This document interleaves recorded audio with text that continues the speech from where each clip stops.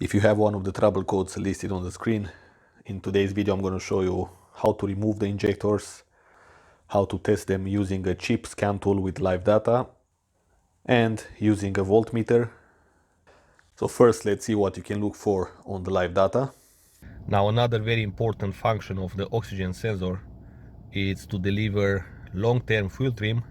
Very important to have when you detect any injector leaks or anything like that. Okay, if for example you've got an air leak which persists for a long time, you will see it here. Right now, for example, we've got a small air leak somewhere. It's not that much. Usually if it's over 5% deviation from 0%, it will trigger some code. Now let's get better access to the injectors by removing this air filter housing. Let's take out this positive crankcase ventilation hose and let's unplug the connectors. We've got 3 of them.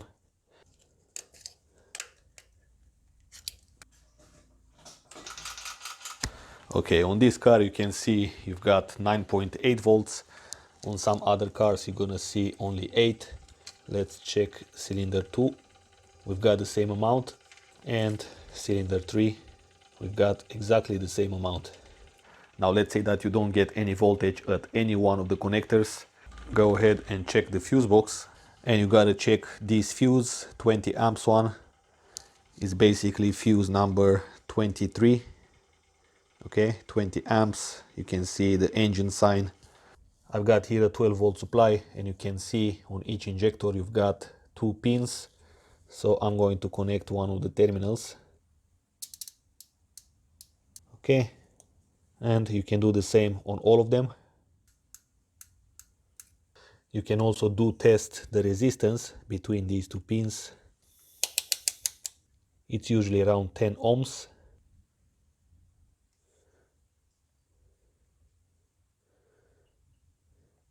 And you can see we've got a problem here.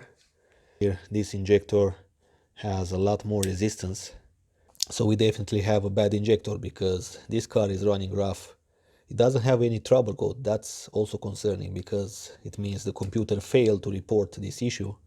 You can feel when you start the car, especially at the beginning, that it runs rough. So I suspect this injector is not firing all the time, or it's firing way too little, and therefore this car doesn't have too much power either. It's basically running on 2.5 cylinders. So we need to remove this fuel rail and take out this injector. You've got here 2 12mm bolts. Let's remove these.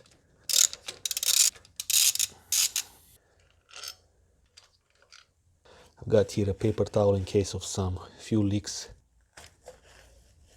And here we go. We just want this injector out. Okay, we need to release this clamp. Hopefully the injector comes out fast. As you can see, those holes, they shouldn't be rusted, and you can see there is already some rust in there.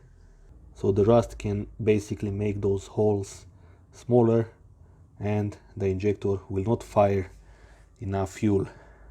Apparently this injector is damaged. It has way too much resistance at these 2 pins. The spec should be 10 ohms. I've got one from another car, so let's install them and see how the car runs.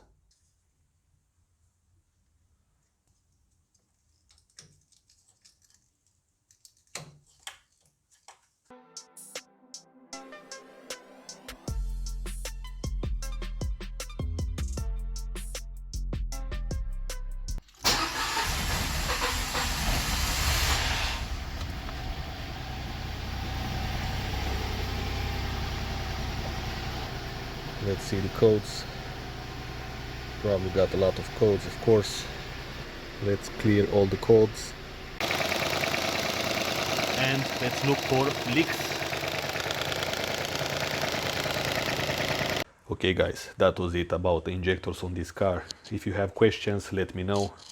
If you want to see more videos about this Mitsubishi, go ahead and check out the playlist. So stay tuned and I will see you in the next video.